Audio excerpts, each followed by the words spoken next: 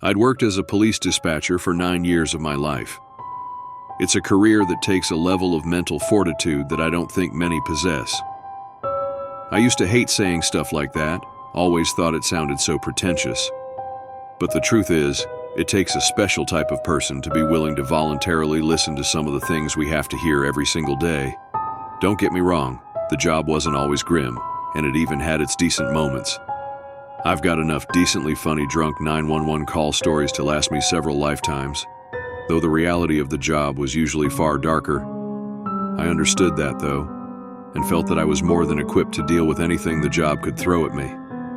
I was right for a while. For years I had answered every call, always able to keep a steady head despite being faced with some horrific situations, my confidence in my ability to handle the job unwavering. Until the final call I ever took as a police dispatcher. I glanced at the time displayed at the corner of my computer screen. 11:43. I yawned, leaning backward in my chair with my arms extended as I stretched my back.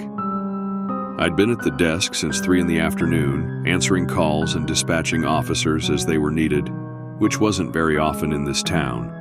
I lived in a little port town in Washington, about an hour or so out of Seattle. And though we weren't without our fair share of crime, our phones never rang off of the hook, which meant a lot of free time for me. I was always okay with that. As soul-wrenching as many of the calls could be, moments of respite were always more than welcome. A notification on my screen caught my attention, and in an instant, I had returned to my seat, headset on. 911, what is your emergency?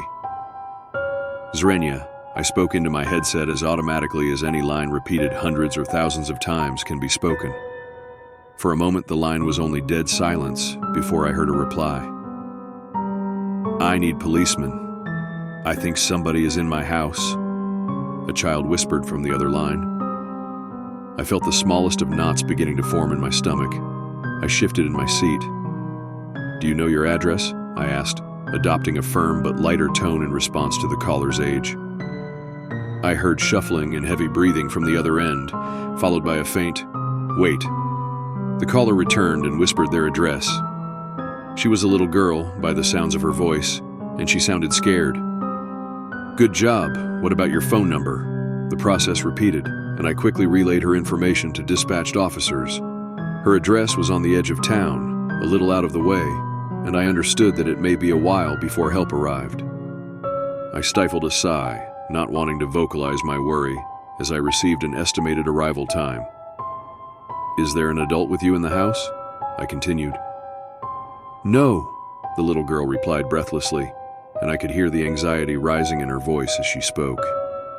"My mom works late, and my sister, There was a pause, followed by an audible sniffle. "She's camping with her friends and..." Somewhere on her end of the line, there was a crash, then a scream. My heart dropped. "Are you still there? Are you all right?" There was a repetitive thumping sound, followed by the slam of a door. "I'm here." The little girl spoke breathlessly into the phone. "Are you all right?" I repeated the question. "Yes," was all she replied, barely above a whisper. Her tone worried me. She sounded more than afraid. Sad? No, disturbed was the proper word for it. Then she began to cry. Not as quiet as you would expect given her situation, but a deep, helpless sob that made my heart sink. When she spoke, it stopped altogether. "Please, please, please help me." Her sobs turned into a hysteric cry, and I could hear loud, repetitive thumps from her end. Footsteps, and they were clearly not hers. They were heavy, far too heavy for a little girl. Without warning, a shrill cry, like the sound of microphone feedback, rang through my headsets. The sudden assault on my ears caused me to jump, and my heart set off to racing like a jackrabbit. I fought the instinct to throw the headset off, and instead clenched my eyes shut as the noise faded as suddenly as it had come. "I saw it," she sputtered through sobs. "Oh, please, please, I don't know what it is."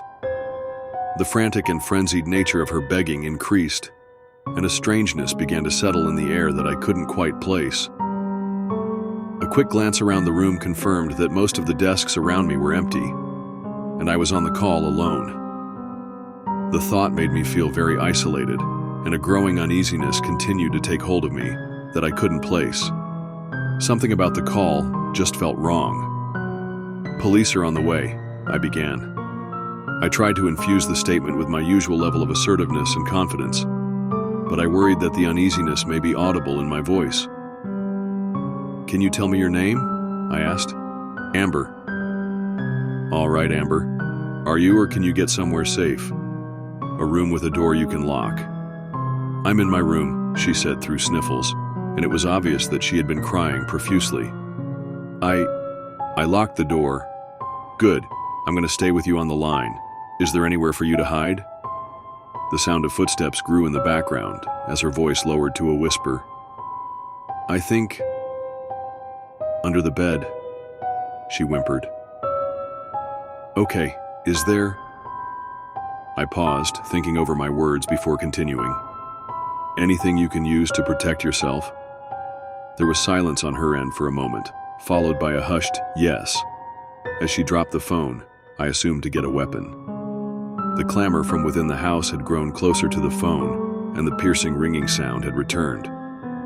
I was almost certain there had to be something wrong with my headset or with Amber's phone, and the sound grew to an almost unbearable extent, matched only by deafening thuds from somewhere on the phone. It sounded too close. I could feel the hairs begin to rise on the back of my neck, and the ominous sense of panic began to give way to an unexplained fear. The urge to look over my shoulder grew harder to fight, as the persistent thudding sound grew louder, nearer. It all sounded too clear, I guess. There was no static, none of the white noise typical of a phone call, nothing. Just the sound of footsteps approaching closer, closer. I gave in to my instinct, whipping around in my seat, nearly losing my headset. No one. I had no time to settle my nerves as Amber returned to the line. "Are you there?" she whispered, yanking me from my fog and back into the moment. "Yes," I replied. I struggled to shake off my fears. Something was very wrong with this situation. Despite my worries, I shifted my attention back to Amber. There isn't any weapon," the girl muttered. "But I have something." There was a pause. "Oh, okay. What do you have?" I asked, realizing my prompt was necessary. A rabbit. A pink rabbit," she said, and even over the phone I could hear a little embarrassment. "My dad gave her to me when I was little," she sniffled. He said she would keep me safe." I didn't know what to say for a moment, but didn't want to miss a beat. "He was right," I said, as encouragingly as I could. "Everyone knows pink bunnies are great protection. Can you go back under—" I was interrupted. "Amber, I miss you." I could hear a man call from within the house. So the intruder knew her? I furrowed my brow. "Amber, do you recognize that voice?" I asked, hoping she could identify the intruder. There was silence for a moment before her response. It sounds like my dad. Why does it sound like my dad?" I blinked. "What do you mean?" "That's my daddy's voice." "Why does it have my daddy's voice?" I didn't know how to respond to that. Hell, I didn't know what to think about. Had his voice? Before I could ask what she meant, we were interrupted by a sound. The thing we heard has taken me years to try to understand. I've come to believe it was that things laugh. At the time, though, we couldn't know. It was the sound of metal crunching in a car accident as it met flesh. A wet, grinding shriek that shook me to my core. I wanted to vomit, and my vision began to blur. I can only imagine what it was like for Amber, hearing that all in person. Amber," I panted, my senses returning to me all at once. She barely had time to respond before we heard it. A voice, or voices, calling for her from somewhere nearby. They spoke as one, all with the same odd, inhumane nature, dripping with malintent. "Amber." My blood froze. Amber began to cry, and her cries eventually becoming pleas, as she begged for help, her life, her mother, and my intervention. Five more minutes. Just 5 more minutes," I muttered, mentally cursing the timer which displayed the estimated arrival time of the dispatched officers. I prayed it would be soon enough. "It's outside the room," she whispered, her voice one of utter panic, before breaking into a quiet sob. I silently swore under my breath. "Amber, I need you to hide right now if possible. The police are 3 minutes away. Stay as quiet as possible." There was no response, but I assumed from the shuffling sounds I could hear that she had gone back under the bed. For a few moments there was silence. Then Amber spoke, and my heart dropped. "I'm going to die." "You are not going to die, Amber," I began, worry now audible in my voice. "I promise. It's reaching under the door. Oh my God," she muttered. There was a crash, louder than before, and Amber began to shriek. The noises continued, and it began to dawn on me what I was hearing. It was breaking down the bedroom door. Amber's screams had devolved into horrified babbling and pleas for her life to whatever was on the other side of the door.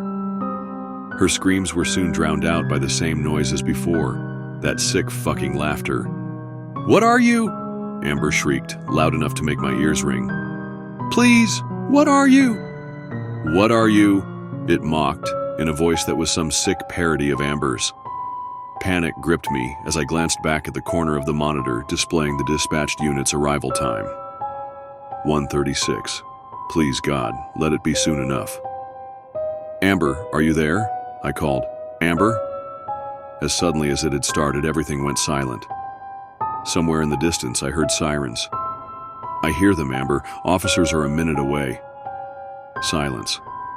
My heart began to sink. "Amber, are you there?" I could hear something shifting. Breathing. I think it's gone," Amber said.